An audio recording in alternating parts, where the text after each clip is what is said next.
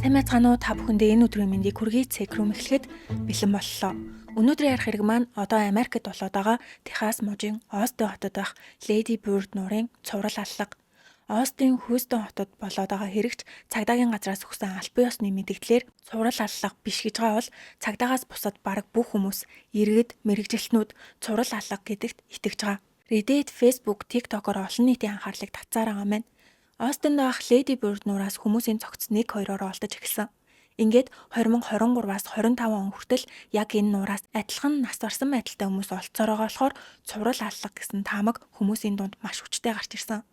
Харин Остины цагдаагийн газраас ганц ч удаа аллага байх магадлалтай цуврал аллага гэсэн мэдээлэл өгөөгүй. Тэд энэ удаад олцсон цогцос амиа оролт байсан, живсэн, эсвэл үхлийн шалтгаан тодорхойгүй. Интернетэд гарч байгаа цуу ярианд битгий итгээрэй гэж мэдээлдэгч хаа сайгүй хүмүүс цуврал аллага гэж ярьсаар байгаа болохоор холбооны мөрдөх товчоо тагнуулын төв газраас цуврал аллагч байх боломжтой талаар ярьж эхэлсэн.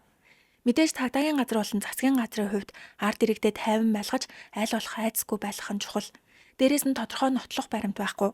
Гэхдээ өмнө нь Америкийн Нью-Йорк мужийн Лонг Айленд арлын эргийн ойролцоо байх Гилго бич орчмын нутагт цуврал аллага гарч ирсэн. Хамгийн анх 2010 оны 12 сард 4 эмэгтэйн зохицуултож 2011 онд яг энэ газраас болон Лонг Айландын өөр газруудаас 10 зохицуулж байсан бөгөөд цагдаа нар эхэндээ цуврал аллага биш гэж мэдээлжсэн ч 2023 онд хэрэгтнийг барьсан. Одоо болтол шүүх хурал нь үргэлжилж зарим зохицыг таниулах ажил явагдсаар байгаа учраас иргэд цагдаа нарын цуврал аллага биш гэсэн үгэнд итгэж чадахгүй байгаа. Өнгөрсөн 2025 оны 2 сард 23 настай Конор Десали найзуудтайгаа Остинд шоудгаар ирсэн. Тэрээр ажилласаа олж Техасын Остинд нүүж ирж алдартай 6 дугаар өргөнчлөл рүү явдаг. Энэ авийн хүмүүс энэ газрыг Dirty Six гэж нэрлэдэг юм байна. Манайхаар бол хүүхдийн 100 юм уу да. Спорт, бар, ресторан, шөнийн цэнгэний газар гээд хүний хэрэгцээ цөм бүрэн. 2 сарын 3-ны хагасаа өдөр Конор болон түүний найзууд шар ариг ууж цагийг сайхан өнгөрүүлж гаад өөр хүмүүстэй нийлж дараагийн үе рүүгээ явхаас эхлээд уур амьсгал нэг л сонирн болж эхэлсэн. Уг нь Конор тийм их угаагүй. 2-3 бив уусан ч яагаад ч юм чихэн хангинаж хөгжим тэр хол сонсогдож хамаг биеийн суларч эргэн тойрных нь хүмүүсийн инээж юм ярьж байгаа нь эн тэнд сонсогдож бүрсийдэг. Ингээд Конор хан түшиж угаалга өрөө рүү яваад алга болсон. Найзууд нь түүнийг хитрхээс огцсон болохоор гэрлүүгээ явсан юм бахта гэж бодоод залгсан ч утсаа авахгүй байсан болохоор гэртээ харжээ гэж бодоод 3 дугаар үе рүүгээ явж гаад өөр баранд Конорыг харсан. Найз руугаа орох гэжсэн ч тэр баарны уур амьсгал нэг л биш уйдгартай байсан болохоор Конорыг өөр хүмүүстэй явж байгаа мэн гэж бодоод үлдээжээ. Гэхдээ найзаагаа ганцааран гин үлдээгээд бас л муухай юм те. Ингээд маргааш нь болоход Конор гэртээ байхгүй, уцааж авахгүйсэн бөгөөд нэгд өдөр ажилдаа ч ирсэнгүй. Уг нь шинэ ажлын эхний өдөр. Одоо л найзууд нь цагдаад мэдээлэлж сургаггүй алга болсон гэсэн хуудас тараах яг энэ үеэр шуурхай мэдээ гарч Леди Бёрд нураас эрэгтэй хүний цогцолцсон гэсэн мэдээ гарахад Конорын гэрийнх нь түүнийг байж магадгүйгээд хамаг хурдаараа эмнэлэг дээр очиход биш байсан бөгөөд гэрэхнийх нь санаа баг зэрэг амарч хүүгээ үргэлжлүүлж хайсан ч хэд хоногийн дараа эмнэлгээс холбоо ирж Конорын гэр бүл мөн үү хурдан эмнэлэг рүү үрээд иргэдэг. Гэтэл Конор хэд хоногийн турш эмнэлэгт эмчилгээ хийлгэж байгаа тухаарсан мэжээ. Түүний биеийн байдал аимшигтай болж толгой, хөл, гар гэд бүгд боолттой. Бүтэн юм үлдээгүй. Хамгийн гол нь Конор юу ч санахгүй. Шоудсан дараа нь өөр хүмүүстэй нийлж өөр газар ороод угаалга өрөө явсан. Тэрнээс хойш юу болсныг огт санахгүй байна гэдэг. Найз нь чи тэр өдөр нэг сонин бааранд байсан штэ санахгүй байна уу гэхэд тэр талаар юу ч сандгүй. Конор хаанаас олцсон бэ гэвэл хогийн савнаас. Зүгээр нэг гудамжинд байдаг хогийн савны араар нууцсан байсан. Конор хүртэл өөрийгөө яагаад тэнд нууцснаа мэдэхгүй байсан бөгөөд хогийн савны хажуугаар явж исэн хүн түүнийг олж цагдаад утсан. Цагдаа нарыг ирэхэд Конор аль хэдийнэ ухаангүй болсон байв. Хэрэг 2 сард гарсан ч одоо болтол юу ч санахгүй хэвээр байгаа. Түүний хэлж байгаагаар арх тийм их угаагүй хар тамхинаас сулсан байхаа гэдэг. Гэхдээ Конор хар тамхи огт хэргэлдэггүй. Ямартай ч имчилгээ хийлгэж 9 минут гэр бүлтэй эргэж ирсэн. Конорын гэрийнхэн Леди Бёрд нураас зохицолсон гэдгийг сонсоод хүүгээ байж магадгүй гэж бодсон шалтгаан нь 2022 оноос хойш энэ нураас нийт 38 зохицолсон. Нас орсон хүмүүсийн ихийнх нь эрэгтэй 30-аас 40 насных бөгөөд бараг бүгднгийнх нь биеэс мансууруулах бодис илэрсэн. 2022 оны 7 сараас эхлээд 2025 оны 6 сар хүртэл зөвхөн энэ нураас 38 хүний зохицолтжээ. Ойр орчмоос нь олсон зохицнуудыг нэмэх юм бол бүр их болно. Хэрвээ 2014 оноос хойш тооцвол амиа алдсан хүмүүсийн тоо 50 давсан. Яг нууранд живж нас барсан гэж бодож болох ч ийм олноороо живж нас барах боломжтой юу? 38 хүний 30 нь эрэгтэй бөгөөд 60% нь 30-аас 49 насных. Энэ дунд насан туршаагүй 2 хүүхэд байгаа. Хэрвээ цуврал аллага мөн бол алуурч одоо Оосны гудамжаар эрх чөлөөтэй алхаж байгаа гэсэн үг. Бас Оосны ойролцоо байх Хьюстон хотод мөн адил 2-7 хоногийн дотор нийт 6 цогц маш төстэй байдалтай олцсон. Одоо бүгдээрээ Леди Бёрд нураас олцсон хэдэн хүмүүсийн талаар ярилцъя. 2012 онд Коул Кристенсен гэх залуухан эрэгтэйгийн зохицолцсон. Тэрээр Аляскагаас Остин даялж зугаацгаар ирээд нуураас нас орсон байдалтай олджээ. Цагдаа нар живж нас орсон гэсэн дүгнэлт гаргадаг. Харин гэр бүлийнх нь тийм байх ёсгүй. Коул маш сайн сэлдэг, ахлах сургуультаа сэлэлтийн тамирчин байсан бөгөөд бүр далайд сэлдэг хүн нууранд живэх ёсгүй гэж эрс эсэргүүцсэн ч цагдаагийн газраас цааш нь мөрдөн шалгалт хийж өгөөгүй. Ингээд 2014 оноос хойш 4 эрэгтэй хүний цогц, 2015 онд 5 хүний цогц олцсны нэг нь 60 настай эмэгтэй хүнийх байсан. 2022 оны 7 сард 59 настай Рики олцсноос хэдхэн сарын дараа 12 сард Кристофер Гудриц гэх эмэгтэй, дахиад 12 сард Кейл Тонтон гэх эрэгтэйгийн зохицоолцсон ч цагдаа нар хүн амны эрэг гэж үзэх боломжгүй гэж мэдээлдэг. 2023 онд 5 хүний зохицоолцсон ч цагдаа нар дахиад л хүн амны эрэг биш гэж үзсэн. 2023 онд алга болсон хүмүүсийн дунд Джейсон Жон гэх эрэгтэй сургаггүй алга болсноос 8 хоногийн дараа нураас олцсон. Гэтэл Джейсоны биеэс маш аюултай мансууруулах бодис илэрсэн. Ээжийг нь хэлснээр тэр сэлж чаддгүй. Уснаас айдаг болохоор нууртай ойрхон ч явдггүй төрлийн хүн нууранд унаж нас орсон гэхээр с ิจ гтэй байна гэдэгч цагдаа нар дахиад л өнгөрөөдөг. 2023 оны 6 сард Джефф Джонс гэх эрэгтэй эмнэлэг түргэгдсэн. Тэрээр хамгийн түрүүнд ярьсан Коннортой адилхан юу санахгүй байгаа бөгөөд 6 дугаар өргөн чөлөөний ойролцоо байх гүүрний дороос олцсон. Гүүрний өндөр 7.6 м. Энэ гүүрнээс унаж хамаг бие нь бутарч бяцарсан гэхэд болно. Дотор цусаалтаж бүтэн ясгүй үлдсэн. Тэрээр хэд хэдэн удаа ясаа хадуулах хаалганд оржээ. 7 хоногийн турш ямар ч ухаангүй үхэл амьдралын зааг дээр байж гад сэрсэн ч юу ч санахгүй өөрийгөө яагаад эмнэлэгт байгаагаа асуудаг. Түүний биеэс мансууруулах бодис илэрсэн. Бас л амьдралдаа ганц ч удаа хэрэглэж үзээгүй. Бүр аригч удгүй хүн гинэ.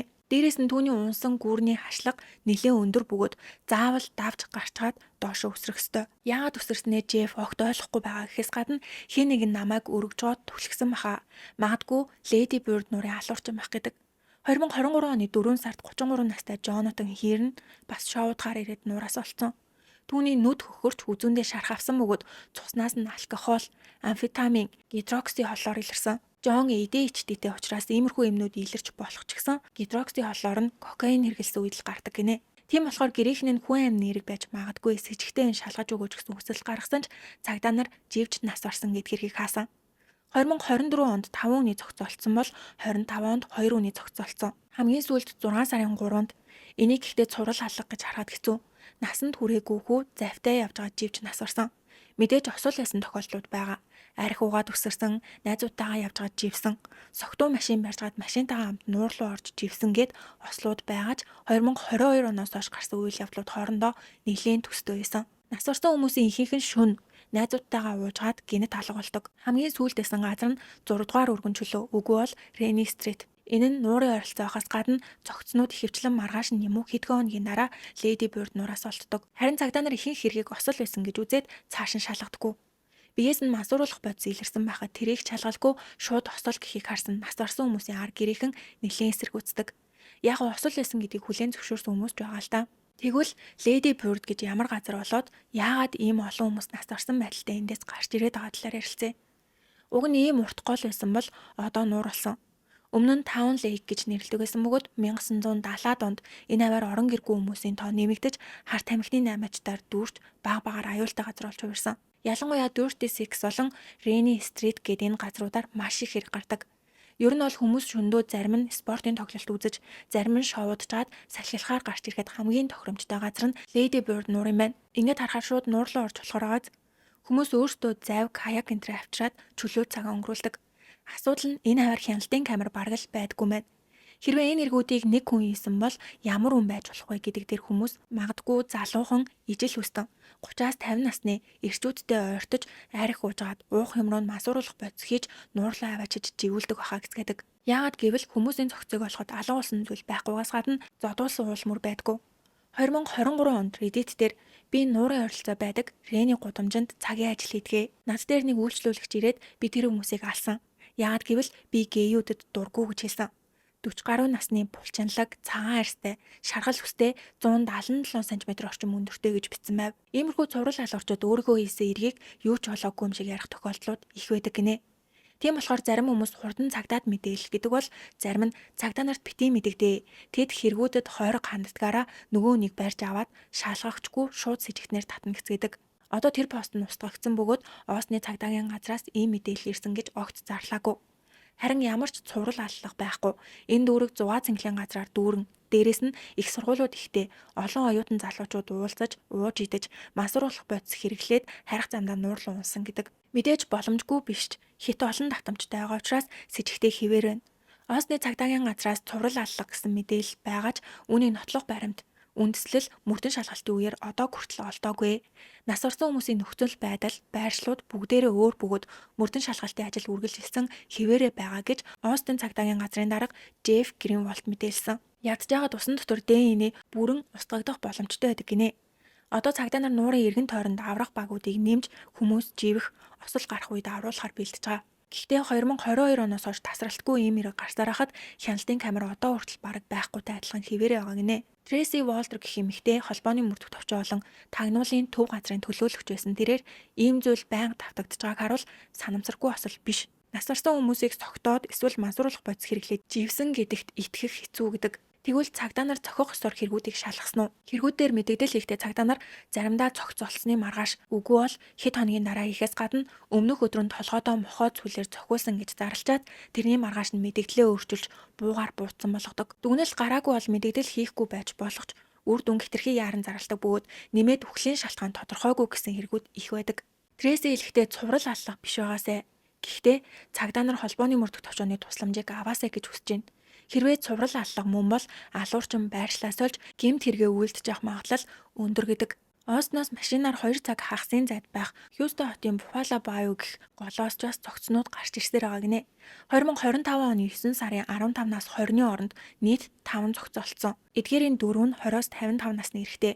Одоо Хьюстны оршин суугчид Оосны цуврал алуурчин манай хотод ирсэн байх та гэсэн айцтай байгаа. Хьюстон хотын дарга цагдаагийн газартай хамт мэдээлэл хийж 5 хоногийн дотор 5 цогцолцсон нь үнэхээр цочирдмоор байгаач цуврал аллах гэх нотлох баримт байхгүй гэж мэдээлэл хийснээс хэдхэн хоногийн дараа 9 сарын 26-ны өдөр 6 дахь цогц дахиад нөгөө голоос гарч ирсэн. 11 хоногийн дотор 6 үнийг цогцолтжээ. Харин Остон Хьюстон хотын даргууд болон цагдаагийн газраас цуврал аллах биш гэсээр аваач иргэд үүнд нь итгэхгүй байсан бас нэг шалгаан бол цагдаа нар мөрдөн шалгалтын явц задлан шинжилгээний хариу уул мөрийг огт зарлаагүй. Ялангуяа Хьюстон хотын голоос олох хүмүүсийн тоо нэмэгдэж 7 сарын дотор 29 хүн илрүүлсний нэгийг нь л живсэн гэж мэдээлсэн бол үлдсэн хүмүүсийн үхлийн шалтгаан зэргийг огт зарлаагүй.